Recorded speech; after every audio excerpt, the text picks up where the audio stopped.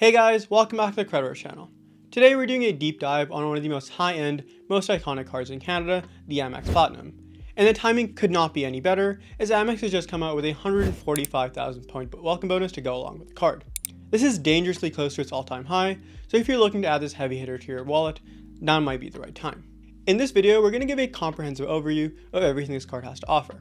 We'll start by breaking down the generous welcome bonus and talk about how you can maximize its value. Then we'll go through the earn rates for the card. Spoiler alert, they may not make it really a daily driver, but it certainly shines in some categories compared to others. After that, we're going to dive into the card's long list of travel benefits, from hotel statuses to lounge access and a bunch of other premium perks. But that's not all. Before wrapping up today, we're going to talk you guys through how we would spend that bonus and how you can think about maximizing its value if you do need a little bit of inspiration. Our goal is that by the end of this video, you guys have a much clearer picture on what this card is all about and if it's really worth it to add to your rotation.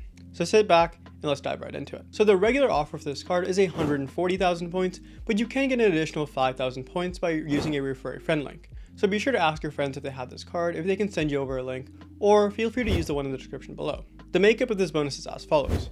You get 105,000 points when you spend $10,000 on the card within the first 3 months. The next 45,000 points come when you make a purchase between months 14 and 17 of card membership, which just means you need to hold on to the card for the second year. As an example, if you applied in November 2024, you'll need to make a purchase in December 2025 to get that full bonus. Of course, this also means you're going to have to pay the annual fee for the second year in order to get the entire bonus, but we'll talk about why that might make sense just because of all the perks included with the card. Now I'm going to start off here by saying, this card is not a workhorse. It's not going to beat out a Cobalt by any stretch of the imagination. That being said, it earns 3 points per dollar on money spent on the Amex travel portal directly, as well as 2 points per dollar spent on travel generally just booked anywhere else, so directly through car rental agencies, hotels, or airlines. It earns 2 points per dollar on dining, and 1 point everywhere else. This 1 point per dollar everywhere else is a standard baseline, but in this case it also includes things like grocery, which is super interesting because there's not really a multiplier here. And if you look at the Cobalt, that earns 5 points per dollar spent on groceries, so there's definitely a lot of discrepancy, and I think there's a lot of difference in target markets for these two cards. Moving into the benefits, there's a myriad of credits on this card to help you offset that annual fee just a little bit. We're going to kick things off with the $200 annual travel credit that's been included on this card for quite some time. Once a year, you can redeem $200 against travel booked through the Amex travel portal directly. I tend to usually do this for hotels rather than flights because I think flights are just better booked with the airline in case things do end up going wrong, but it's a pretty nice thing to offset the annual fee just a little bit. A much newer addition to the Platinum card is the $200 annual dining credit, which got tacked on last year when the annual fee got increased for this card by $100. Now this effectively works like an Amex offer, which we're going to talk about a little bit later, so don't worry if you don't know what that is yet. It basically means you need to spend $200 in a single transaction at a list of restaurants selected by American Express. Now these have a lot of high-end restaurants in places like Toronto, Vancouver, and Montreal. In fact, I think every place on this list ends up being kind of a high-end restaurant, and you're going to have no trouble clicking that $200 bar very, very easily. But that being said, if you live in places outside of those like 3 or 4 cities, you're a little sparse for restaurants you can really go here. Looking at smaller but still relatively substantial cities like Edmonton, which has like 1.5 million people, there's really not that many restaurants on there, which makes it a little bit hard to use as credit. There's also a $100 Nexus credit on this card offered every 4 years, so effectively it's worth $25 every single year. And if you're someone who travels trans-border quite often, I definitely recommend picking this up, as this makes the process a lot more smooth. I've also been hearing that the conditional acceptance timeline has dropped dramatically from 12 to 18 months to about 3 or 4 weeks now, so it might be time to apply for this, especially with the credit you get on this card. Now all these credits taken together drop the net annual fee of this card down to $374, which is still a huge chunk of change, and it's much more expensive than pretty much every other card on the market, but it's still a far cry from that $799 place you just started. There's also a bunch of other perks for this card which don't really come as credits. First up, we're going to talk about hotel status here, where you get gold status with both Hilton and Marriott, which is quite nice to have. If you wanted to organically achieve Bonvoy Gold, you'd have to spend 25 nights in a hotel there every single year, which is quite a little bit. It's pretty much just a month in a hotel every single year. Perks included with Bonvoy Gold are 25% more points on your stays, an enhanced room upgrade, as well as 2 p.m. checkout where available. For Hilton Gold, on the other hand, you have to spend 40 nights in hotels there or have 20 stays. Of course, with the Platinum, you get these perks right away, and you don't have to spend 40 nights in a Hilton hotel every single year. You're going to get an enhanced room upgrade if possible, as well as 80% more points on your stays. You're also going to get a food and beverage or breakfast credit along with this, which is something Marriott only offers at some of their highest tiers. My experience with both these has been fairly limited in North America and Europe.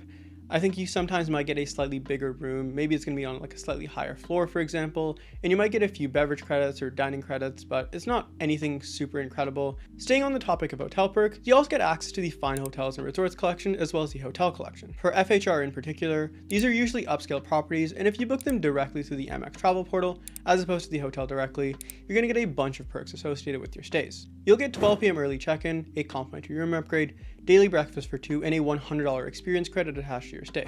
You also have guaranteed 4 p.m. checkout, which is quite nice to have, especially if your flight doesn't leave until a lot later. Amex values these perks at $600 per stay.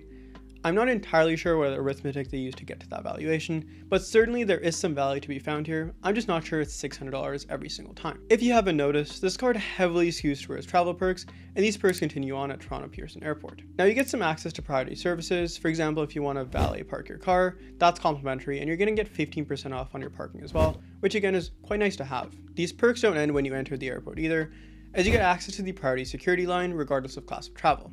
To get access to this lane, you're going to have to use a QR code, which you're going to have to generate through your card. You can pretty much just go into Google and search up like Amex Priority Security Toronto Pearson, and it should give you that link to just sign in and then like get your QR codes. We also attach a link in the description below just to make it a little bit easier for you guys. Now a smaller yet very useful perk is also Amex offers. A lot of people don't actually know what these are, but they're pretty much just coupons from Amex's partners, which give you just discounts like a coupon would.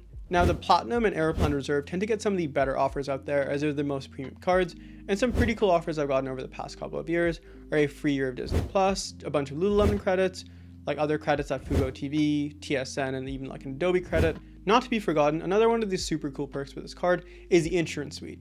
You get some pretty comprehensive travel coverage, including emergency medical coverage, baggage delay insurance, flight cancellation, trip interruption insurance, hotel insurance, and car rental insurance, which up to $85,000, which most other cars only cover up to $60,000 or $65,000. So you can really just get a higher MSRP car when you're renting it at a car rental stand. Now, if you're a regular viewer on this channel, you're probably not super surprised. I talk about this benefit all the time. That's because traveling with me is a little bit like traveling with Tom Hanks.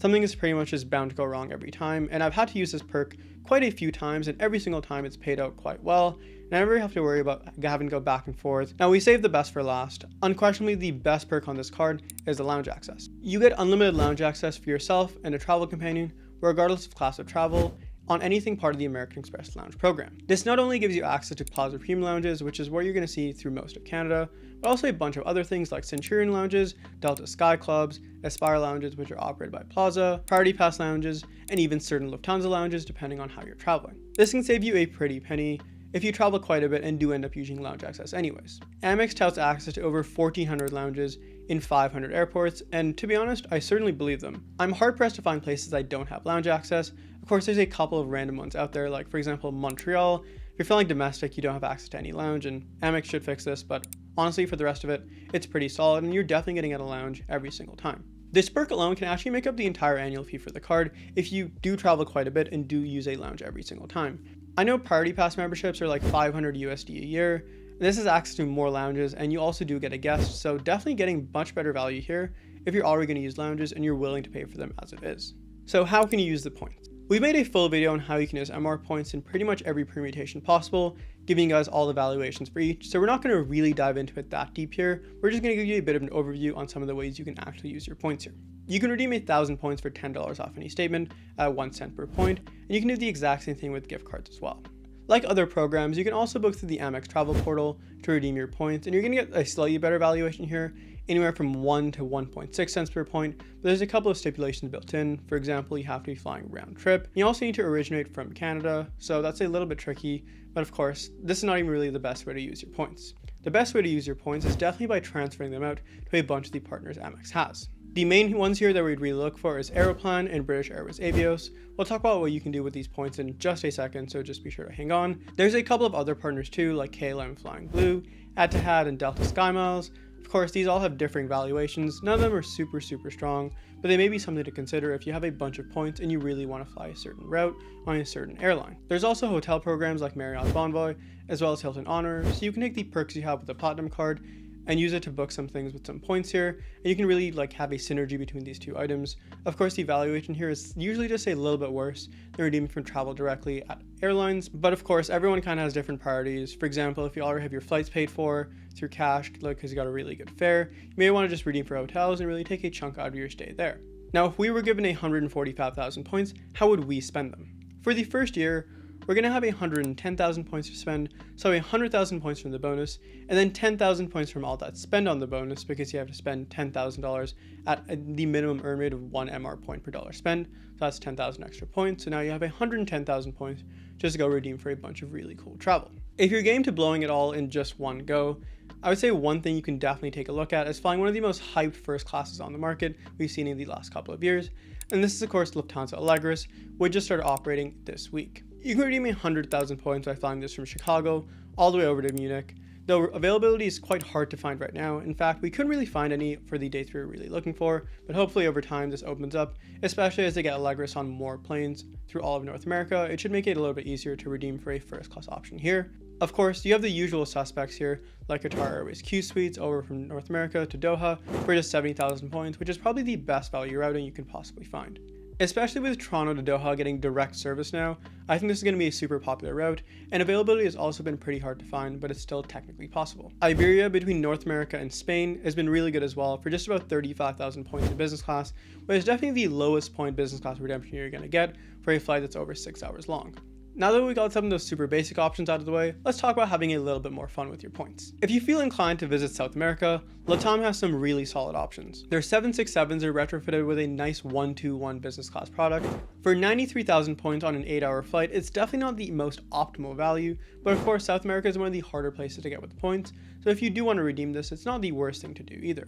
Another cool redemption is through Japan Airlines. If you're already in Japan and you want to track back over to North America, or you're taking a bit of a North American stop in Hawaii all the way over to Japan, you can fly between Japan and Honolulu for just 66,000 points in business class. Now in terms of using Aeroplan, you can also go pretty much anywhere you really want. A general guideline here is 70,000 points is going to get you from North America over to Europe in business class, and if you want to go the other way, going from the West Coast over to Asia, that's going to cost you about 80,000 points. If you're open to repositioning, you'll also get access to United, as well as Singapore Airlines on their 5th freedom route. Now going the other way, it's about 75,000 points going from the West Coast over to Asia. Another really popular destination we see from a lot of our viewers is flying over to India. Now for the longest time, the flag carrier Air India had a less than stellar business class product. This is now all changing with the addition of their A350s. This 121 business class on the A350 looks pretty solid actually, and just for 90,000 points from JFK over to Delhi, it's one of the better ways to get across. I'm hoping we should see the A350 on that Toronto pairing as well, which would make it just a little bit easier as you won't have to stop anywhere before getting to Delhi directly. Turkish Airlines is also another really cool option, and one we're definitely very keen on exploring in the next couple of months. They allow you to connect anywhere within Europe and also with a ton of other places in Asia. For example, if you want to get to Karachi on one itinerary, traveling through Turkish makes it pretty easy as you can take your stop in Istanbul and then go over to Karachi directly. This is again only going to cost you 90,000 points. On one itinerary, it just kind of makes a lot of sense here. We felt we haven't given Africa a ton of love on this channel either, so if you do end up wanting to explore the continent, there's a bunch of really cool ways to do it. The main one, of course, being Ethiopian Airlines. I'm not going to go out here and say Ethiopian has the best business class product out there, because they most certainly do not, but if you want to have a really easy way to get to Africa, Ethiopian is definitely the way to go if you aren't able to use United. For example, if you want to visit Zanzibar from New York, it's just going to cost you 110,000 points on a pretty easy itinerary, and you're going to get to visit one of the coolest hidden gems in the entire world, at least in my opinion. Now continuing on with Ethiopian, you can also extend over to Cape Town, for example, if you do want to visit South Africa, again for that 110,000 points. Now for that 45,000 points you're going to get into the second year, there's also a bunch of other things you can do. There's two streams of thought here. You can either use them for a bunch of little redemptions within North America or within Europe when you're already on one of your vacations, or you can just spend them all in one way. For example, if you're already in the Middle East and you want to make it to Europe, you can take Bahrain's flag carrier Gulf Air on their Apex Suites product, which is one of the coolest business classes in the entire world, for just 45,000 points. If you've been having trouble finding Q Suites availability from North America, like myself, you can get a little bit more creative. If you're okay flying it on a bit of a shorter route, you can have a 7-hour hop from Europe over to Doha, or vice versa, for just 45,000 points. This is exactly what I'm going to be doing, so be sure to stay tuned for my thoughts early next year. Now before we wrap up, who should get this card? If you're looking for a big bonus, this card is probably the best way to do it, as you can add 145,000 points to your war chest over 2 years. Outside of that, if you're looking to keep this card long term, I would say it really only makes sense if you travel a ton. I'm not talking like 5 or 10 flights a year, I'm talking closer to 25 or 30 flights just to take full advantage of all the perks and benefits. Outside of that, the people who should keep the card long term are those who know they'll be able to take advantage of the credits and all the perks without really going out of their way. For example, if you take 15 or 20 flights a year and they're not in premium cabins, it might make sense to get this card as you're going to be able to take a huge chunk out of that total annual fee. Now for the vast majority of people, I recommend just getting a Cobalt, to be perfectly honest. It just makes a lot more sense as the earn rates are so much higher, and if you're not really going to be using all the perks all the time, for example, if you even want to go into an airport lounge once or twice, you may as well just pay the prevailing rate. It's going to be like 50 Canadian dollars if you really want to relax and get a free nice meal and some nice time to just chill out before a flight. We do try to add alternatives for a lot of the cards we review on the channel, but honestly, I think the Platinum card kind of just stands in a class of its own. There really isn't anything that's a one-to-one replica for this card like there would be for a bunch of other cards on the market. A couple of things that might come close would be like a TD Aeroplan Visa Infinite Privilege card, or of course the American Express Aeroplan Reserve. Their bonuses certainly don't stack up to that of the Platinum, and all the perks make you a bit locked into flying Air Canada, which is a little bit unfortunate, especially if you just want to go for the cheapest flight anywhere you're going. If you're someone who's already in the loyalty sphere for Air Canada, and you're okay, I guess, committing to that program long term, it might make sense to pick up the Aeroplan Reserve instead, or of course the TD Aeroplan Visa Infinite Privilege, or the CIBC variant of course, just because the perks might align more with your lifestyle. That's where we're going to wrap up today's video. We hope we gave you a bit of a clearer picture of what this card is really about, and hopefully made you decide if you're going to be getting it in the future. Thanks for taking the time out of your day to watch. We do really appreciate it. If you did like the content, please hit like, and if you want more content like this delivered straight to your sub box, hit subscribe. With that, we'll see you next time. Take care.